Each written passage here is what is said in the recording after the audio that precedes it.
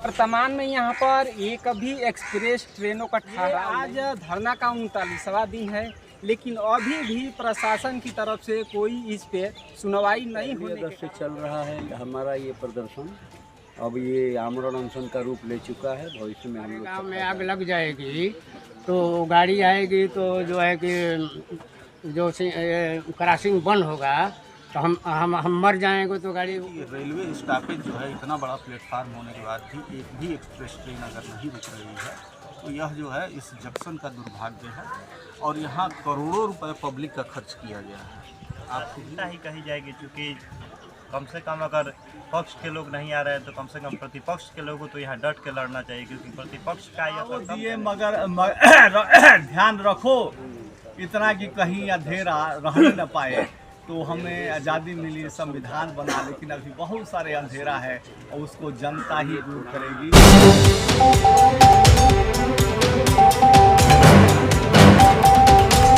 इस समय मैं मौजूद हूँ फेफना रेलवे जंक्शन पर और मैं आपको बता दूं कि ये बलिया के बाद से दूसरा बड़ा ये स्टेशन है। बलिया के बाद से पड़ता है सागरपाली के बाद, और ये जंक्शन है। इधर से बलिया से ट्रेन आती है और ये बलिया, वाराणसी और आजमगढ़ ये तीन जो ज़िले हैं यहाँ पर ये जोड़ने का काम करती है। और वर्तमान में यहाँ पर एक भी एक्सप्रेस ट्रेनों का ठहराव नहीं है, जिसको लेकर के लगातार 39 दिनों से धरना प्रदर्शन कर रहे हैं। मैं ये भी बता दूं कि धरना प्रदर्शन के बाद कोई सुनवाई नहीं हुआ।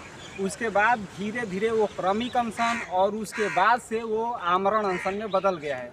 ये आज धरना का 39वां दिन है, लेकिन अभी भी प्रशासन की तरफ से कोई इस पे सुनवाई नहीं होने के कारण अभी भी यह धरना प्रदर्शन जारी है। और आप देख सकते हैं यहाँ पे, जब मैं आपको जानकारी लेकर बता दूं कि जो बलिया में है वहाँ पे अभी तक 4 प्लेटफॉर्म है, लेकिन ये फेफना जंक्शन पर 6 प्लेटफॉर्म होने के बाद यहाँ पर उचित पूरा जगह होने के बावजूद भी यहाँ पे एक भी एक्सप्रेस ट्रेनों का ठहराव नहीं होता है। वहीं कोरोना काल के पहले कुछ एक्सप्रेस ट्रेनों का ठहराव हो रहा था, जैसे सारनाथ, पूर्वांचल, लेकिन कोरोना काल में बंद होने के बाद वो भी एक्सप्रेस ट्रेन यहाँ पे ठहराव उनका भी बंद कर दिया गया। यहाँ के आसपास के लोगों में आक्रोश दिन प्रतिदिन बढ़ता जा रहा है। वहीं मैं आपको बता दूं कि संघर्ष समिति द्वारा लगातार अपना प्रदर्शन यहाँ पर जारी है। हम यहाँ के मौजूद कुछ लोगों से बात करेंगे और जानने की कोशिश करेंगे यह प्रदर्शन किस लिए हो रहा है, यह प्रदर्शन कितने दिन तक चलेगा, और अगर प्रशासन की तरफ से कुछ सुनवाई नहीं हो तो आगे सरकारी अनशन पे बैठे हैं, वो आगे किस तरह की तैयारी में है, क्या करेंगे, ये तमाम बातें हम उनसे बात करेंगे और जानने की कोशिश करेंगे। चलिए हम बात उनसे करते हैं। क्या नाम है आपका? शिवाजी। अच्छा, यहाँ पर ये प्रदर्शन किस तरह का प्रदर्शन चल रहा है, कितने दिनों से चल रहा है? ये 1 अगस्त से चल रहा है हमारा ये प्रदर्शन।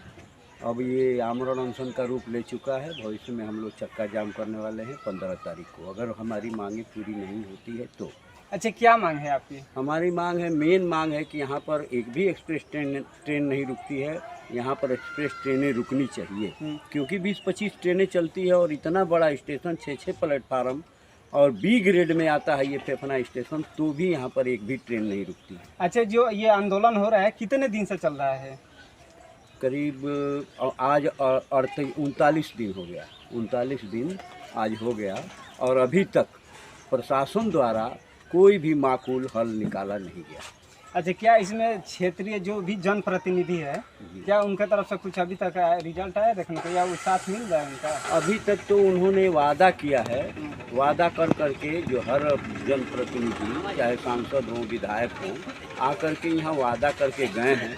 अभी तक उनके तरफ से कोई प्रगति दिखाई नहीं दे। लेकिन ये 39 दिन से जो आंदोलन चल बहुत लंबा हो रहा है, तो इस पर क्या कहेंगे? अब इस पे यही है कि हमने भाई रेलवे को हम मौका दे रहे हैं। और इसमें जिम्मेदार किसको मानते हैं? 39 दिनों तक धरना होने के बावजूद भी अभी तक किसी पे, मतलब कोई भी एक 5 सूत्र जो मांग है, एक भी मांगों पर अभी सहमति नहीं बनती। इसमें मुख्य जिम्मेदार किसको मानते हैं? मुख्य जिम्मेदार तो रेलवे प्रशासन है, रेल के मंत्री हैं, ठीक है, रेलवे बोर्ड है। क्या हम लोग जो जनप्रतिनिधि अपने क्षेत्र से चुन कर भेजते हैं, क्या उनकी कमी आपको महसूस हो रही है? एकदम कमी महसूस हो रही है। जीतने के बाद फिर जनता का वो हाल चाल भी लेने नहीं आते हैं कि जिस जनता से हमने वादा किया कि आपके लिए करूँगा, लेकिन आज तक वो पूछने तक नहीं आते हैं कि इन समस्याओं पर क्या होगा नहीं होगा। कम से कम उनको आना चाहिए, क्योंकि हमारे क्षेत्र के ये 85 गांव से जुड़ा हुआ स्टेशन है और इतनी भारी समस्या है कि इस फेफना स्टेशन से देश के कोने कोने में लड़के पढ़ने लिखने जाते हैं या सर्विस वाले जाते आते हैं और यहाँ पर कोई ध्यान नहीं दिया जा रहा है। यहाँ पर ट्रेन एकदम रोकना निहायत ही ज़रूरी है।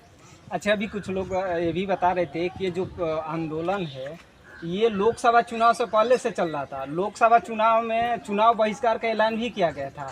उसके बाद फिर आश्वासन मिलने के बाद, चुनाव संपन्न होने के बाद फिर से ये प्रदर्शन जारी है, लेकिन अभी तक फिर 39 दिनों के बाद भी एक भी मांगों पर सहमति नहीं बनी।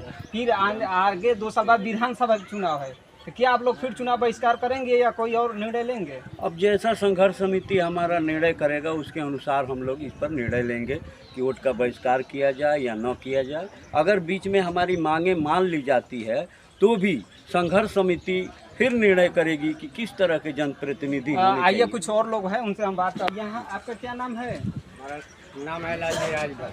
अच्छा, जो यहाँ पर प्रदर्शन हो रहा है ट्रेन को लेकर, एक तरफ सरकार कह रही है कि हम गरीबों पर ध्यान दे रहे हैं, गरीबों के लिए सरकार है, गरीबों के लिए सुविधाएं दे रहे हैं, और यहाँ पर एक एक्सप्रेस ट्रेनों को लेकर के आप लोग 39 दिन से प्रदर्शन पे बैठे हैं, तो इसको लेकर आप क्या कहेंगे? हम यही कह रहे हैं कि हमारा गणवार वाला रोड में और वो ओवरब्रिज का निर्माण हो, जो सुकुल सुविधा बुजुर्गों को मिले, एक्सप्रेस ट्रेनों को ठहराव यहाँ हो, जो है कि जो रेलवे बुकिंग है 1 नंबर प्लेटफार्म पर। सरकार ये बोले कि हम गरीबों को घर घर सरकार की सुविधा दे रहे हैं, उनको परेशान होने की ज़रूरत नहीं है, लेकिन यहाँ पर 39 दिन से प्रदर्शन करें। क्या सरकार को करनी और कथनी में अंतर दिख रहा है? मतलब जो कह रही है वो नहीं कर रही है। हम ऐसे कह रहे हैं कि हमारे गांव में आग लग जाएगी तो गाड़ी आएगी, तो जो है कि जो क्रॉसिंग बंद होगा तो हम मर जाएंगे, तो गाड़ी वहीं खड़ी रहेगी या हमारी आग नहीं बुझ पाएगी। कितने देर तक बंद रहता है क्रॉसिंग? कम से कम तो 1.5 घंटा, 1.5 घंटा, आधा घंटा बंद होता है। ये आप सुन सकते हैं, ये क्षेत्रीय लोगों की समस्या है। इनकी जब समस्या, तमाम समस्या से जब ये परेशान हो गए तो या 39 दिनों पे से आकर ये लोग धरना पकड़। आइए हम और कुछ लोगों से बात करने की कोशिश करते हैं। अच्छा, जो यहाँ पर 39 दिनों से जो आंदोलन चल रहा है, इसको लेकर क्या कहेंगे? अब यह कहीं ना कहीं जनप्रतिनिधियों की उदासीनता है, चाहे वह सत्ता पक्ष के हों या विपक्ष के। नहीं तो ये बहुत बड़ा मामला उनके लिए नहीं है। अगर उन्होंने प्रयास किया होता तो ये 39 दिन नहीं, ये 3 दिन का मामला है, लेकिन कहीं ना कहीं उन्होंने प्रयास नहीं किया। उनकी उदासीनता है, उनकी कमियां हैं, जिसके परिणाम स्वरूप आज हम यहाँ 39 दिन से बैठे हुए हैं। तो क्या ये जो आप कर रहे हैं, आगे आने वाले विधानसभा चुनाव में क्षेत्र की जनता उनको जवाब देगी? अगर हमारी मांगें नहीं पूरी हुई तो निश्चित रूप से देगी, लेकिन अगर मांगें पूरी हो जाती हैं तो भाई जनता उन लोगों को हो सकता है कि आने वाले समय में क्षमा कर दे। ये भी एक चुनाव में हम देखते हैं कि जो भी जनप्रतिनिधि हो, आज सत्ता या विपक्ष के, सभी लोग लगभग भ्रमण करते हैं, लेकिन यहाँ 39 दिन के बाद सभी नदारद है। 39 दिन से केवल आश्वासन मिल रहा है, इसको लेकर क्या कहेंगे? यह उदासीनता ही कही जाएगी, क्योंकि कम से कम अगर पक्ष के लोग नहीं आ रहे हैं तो कम से कम प्रतिपक्ष के लोगों को तो यहाँ डट के लड़ना चाहिए, क्योंकि प्रतिपक्ष का यह कर्तव्य है कि वह हर एक मुद्दे पे सरकार का कड़ा विरोध करे, क्योंकि यह इस मंच से कहीं ना कहीं हम सभी सरकार के विरोध में खड़े होकर अपनी मांग कर रहे हैं, प्रशासन के विरोध में। तो इसमें प्रतिपक्ष को तो कहीं ना कहीं एकदम खड़े होकर हम लोग के साथ, हम लोग के स्वर में स्वर मिला कर लड़ना चाहिए, लेकिन जैसा पक्ष है वैसा ही प्रतिपक्ष है। तो जिस तरह से ये आंदोलन लंबी खींची चली आ रही है, तो आगे क्या प्लानिंग है? आगे हम लोग का प्लानिंग यही है कि अगर 14 तारीख तक हमारी मांग नहीं पूरी होती है तो पूरा संघर्ष समिति, पूरे फेफना और क्षेत्र के लोग, गढ़ा से लेकर गणवार तक के पूरे लोग ट्रैक पे उतरने का काम करेंगे। इसीलिए हम यही चाहेंगे रेलवे प्रशासन से कि वो हमारी मांग पूरी करें। अगर नहीं करते हैं तो फिर इसका परिणाम सबको भुगतना है। ये है संघर्ष समिति के जो है लोग, उनकी आप सीधे लाइव सुन सकते हैं। उनका सीधा ये कहना है कि अगर 14 तारीख तक हमारी मांगें पूरी नहीं की जाती है तो 15 तारीख को हम लोग सभी लोग मिल करके, क्षेत्र के लोग, और इसी ट्रैक पर फेफना जंक्शन पे ट्रेन रोको अभियान चलाएंगे। जिस तरह से आज 39 दिनों से आंदोलन चल रहा है, लेकिन अभी तक एक भी जो मांग है उससे प्रशासन से सहमति नहीं बनी, या जो प्रशासन द्वारा मिला है तो वो केवल आश्वासन मिला है। अभी ये जो आंदोलन है लंबा लगातार खींचा जा रहा है, इस पर क्या कहेंगे? जितनी सरकारें अभी तक बनी हैं, आज तक जो चल रही हैं, वो जनता को थोड़ा सा कमज़ोर दिमाग की मानती है, लेकिन फेफना की जनता, फेफना के आसपास के गांव की जनता पूरे सरकार के गतिविधियों पर निगाह रख रही है। जो हमारे आंदोलन से संबंधित मांग है उस पर सरकार क्या कर रही है, रेल मंत्रालय क्या कर रहा है, रेलवे के क्या कर रहे हैं, सब पर निगाह है।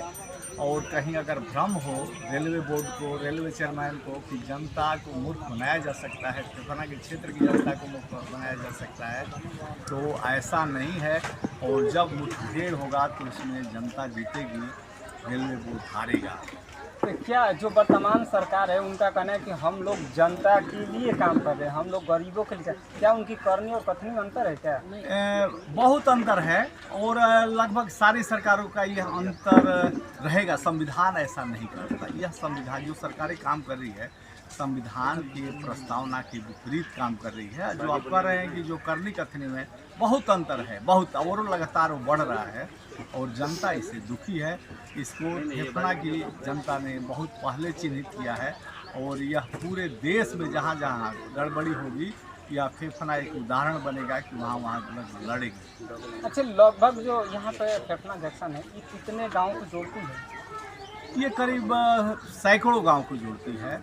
2-2.5 लाख लोग हैं अगर यहाँ। ट्रेन रुकेगी तो मतलब यहाँ के सैकड़ों गाँवों को लोगों को लाभ मिलेगा। रेलवे को भी फायदा होगा, जनता को भी फायदा होगा और यहाँ टिकट बिकेगा। रेलवे एक व्यवसायिक संस्थान है, उसको पैसा चाहिए, जनता पैसा देगी, टिकट खरीदेगी, रिजर्वेशन कराएगी, जनरल में कराएगी, एसी में कराएगी, जनरल टिकट लेगी और यात्रा करेगी। तो रेलवे का तो फायदा है, करोड़ों रुपया यहाँ लगा है। ऐसा प्लेटफॉर्म पूरे बलिया में नहीं है, आसपास में नहीं है, तो लगाया तो उसी के कारण। लेकिन कहीं ना कहीं खामी है कि अपने आधे काम को करके वो भूल जाता है और इससे जनता को और रेलवे को बहुत बड़ा घाटा है। इसमें दोषी आप किसको मानते हैं, सरकार को मानते हैं या रेलवे को? सरकार को भी या रेलवे को भी। सरकार, रेलवे के कामों पर सरकार ही तो निगाह रखती है, तो रेलवे को अभी तक हम अपने को भी दोषी मानते थे। यह हम लोग पहले थोड़ा शुरू कर देते तो निश्चित तौर से ये लड़ाई हम लोग जीतते। यहाँ हमें कहीं किसी तरह से अपनी लड़ाई जीतने में संदेह नहीं है। ये मुहिम हमको लगता है कि लोकसभा चुनाव से पहले से शुरू हुआ था, मुझे याद है, और बीच में आश्वासन मिलने के बाद चुनाव आप लोग के द्वारा बहिष्कार का ऐलान किया गया था। उसके बाद वो आश्वासन के मिलने के बाद फिर एक बार दिया, लेकिन फिर अब विधानसभा चुनाव आने वाला है, तो आगे आप लोग क्या करेंगे? देखिए, चुनाव से भी पहले और सबसे पहले यहाँ क्षेत्र की जनता का इस पर निगाह गया, उसकी पीड़ा गई, फिर जागरूक लोग कुछ उनको उठाए, वो मामला बनते बनते यह आया लोकसभा चुनाव से पहले। यह निश्चित तौर से हमारे संयोजक भी थोड़े बीमार पड़ गए, उनकी भी देखभाल की ज़रूरत थी और वो ऋषि आदमी आए, तो इसलिए मामला थोड़ा सा ठंडे बस्ते में पड़ गया। लेकिन जनता के पास ताकत कम है, लेकिन हम लोग अभी ताकत इतना इकट्ठा किए हैं कि हमसे जिस मामले में जहाँ भी सरकार का, रेलवे प्रशासन का मुठभेड़ होगा, कोर्ट में होगा, वहाँ भी सरकार और रेलवे बोर्ड हारेगा। हम क्या आप लोग लगभग 1 साल से ज़्यादा समय हो गया आप अपने आप धैर्यपूर्वक अपने मांगों को लेकर के अनशन कर रहे हैं, क्या इसकी सरकार की परीक्षा तो नहीं ले रही है? हाँ, मैं ठीक निश्चित तौर से परीक्षा ले रही है। हमारे आज़ादी के आंदोलन का एक शब्द था, जलाओ दिए मगर ध्यान रखो इतना कि कहीं अंधेरा रहने न पाए।